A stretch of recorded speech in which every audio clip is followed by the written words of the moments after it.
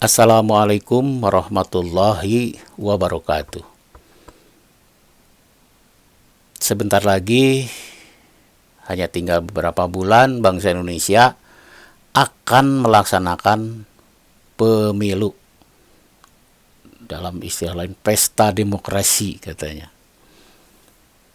Dan rakyat Indonesia udah pada tahu, yang namanya pemilu adalah memilih para pemimpin bangsa yang diharapkan mampu membawa ke arah kemajuan dari bangsa dan negara ini.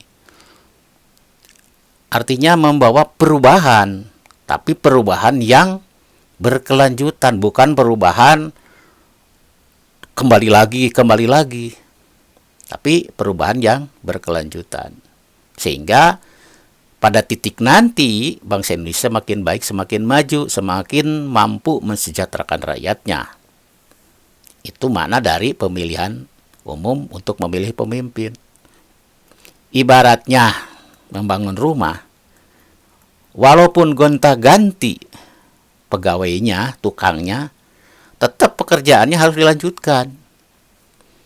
Gak mungkin pertama yang mengerjakan pondasi, ganti orangnya, tukangnya ganti, kemudian yang penggantinya membuat lagi pondasi, ganti lagi tukangnya, membuat lagi pondasi. Kapan selesainya rumah? Kan harus berkelanjutan. Walaupun ganti orangnya, gitu kan?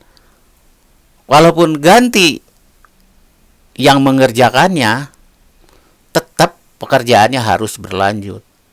Naik ke dinding, ya kan? Setelah dinding, ganti lagi orangnya, ya tetap aja dilanjutkan. Membuat atapnya. Supaya apa? Supaya rumah itu selesai. Kalau ganti orang kemudian balik lagi bikin lagi yang baru, tidak melanjutkan pembangunan yang sudah dibuat, ya selamanya hanya bikin pondasi. Ini kan maknanya. Ada pergantian kepemimpinan, bukan cuma mengganti. Ya kan? Bukan cuma mengganti, tapi meneruskan. Tapi terasa aneh ketika ada calon presiden yang mengatakan pemilu bukan soal meneruskan, tapi siapa pemimpin 5 tahun ke depan. Kan itu tidak perlu diucapkan lagi. Memang pemilu itu memilih pemimpin 5 tahun ke depan, tapi bukan soal meneruskan. Lantas mau apa? 5 tahun ke depan pemimpin kita bobo, cuma jalan-jalan, atau mungkin mau pidato. Jadi rakyat jadi bingung gitu kan, kalau tidak meneruskan lantas mau apa? Ini kan namanya kan koalisi perubahan. Beliau mungkin bisa disebut agent of change, agen perubahan ya. Karena pengalaman di Jakarta juga beliau adalah agen perubahan. Contohnya apa? Ya bisa merubah rakyat Jakarta tidak sakit. Kenapa? Karena tidak ada rumah sakit, semua diganti jadi rumah sehat. Rumah sehat. Kalau ada orang datang, Pak, siapa yang sehat? Ini anak saya. Ya, ketika dokternya bertanya, Dek, tubuh yang terasa sehat yang mana? Mungkin gitu ya diharapkannya. Wah, pokoknya yang penting dirubah. Bukan soal perubahan, bukan soal meneruskan, perubahan gitu. Jalan-jalan Jakarta, woi keren, diubah ya. Kata dasarnya kan ubah, diubah. Ya, saya bisa membayangkan kalau memimpin Indonesia ya, dengan kecerdasannya itu, karena beliau itu orang yang pintar ya, dengan kepintarannya Pintar belum tentu cerdas, tapi dengan kepintarannya beliau bisa mengubah dari nama-nama jalan di Indonesia.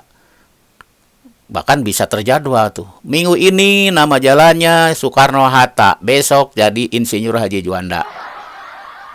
Besok lagi jadi Jalan Subroto. Atau jangan-jangan nama pulaunya diganti.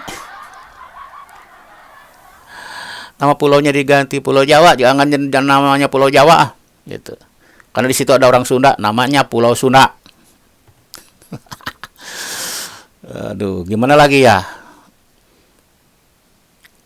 Atau Pancasila marga diganti. Wah, kacau. Dasar negara jangan Pancasila. Jadi apa, Pak? Pancawarna.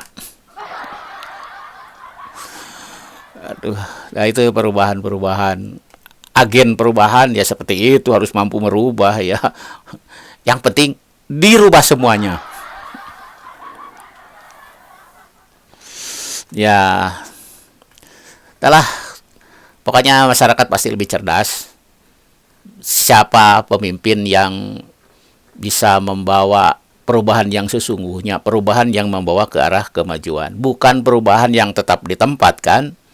Jangan seperti ya membangun rumah, ganti orang, pondasi sudah dibuat, dibongkar lagi, diubah pondasinya, jangan begini, ganti. Datang lagi pengganti yang lain gitu kan, atau orang yang lain. Wah, ini salah pondasinya, diubah lagi, dibongkar lagi. Begitu yang diharapkan. Sampai kapan selesainya rumah itu? Nah, kalau bangsa Indonesia diubahnya seperti itu. Jadi gimana? Artinya kita jangan terjebak oleh kata perubahan. Karena perubahan itu bisa berarti positif, bisa berarti negatif. Mobil berubah lokasinya, ke depan namanya maju. Berubah posisinya ke belakang, namanya mundur. Itu kan perubahan. Jangan terjebak dengan kata perubahan, karena perubahan itu bisa negatif. Itu intinya. Sekian. Assalamualaikum warahmatullahi wabarakatuh.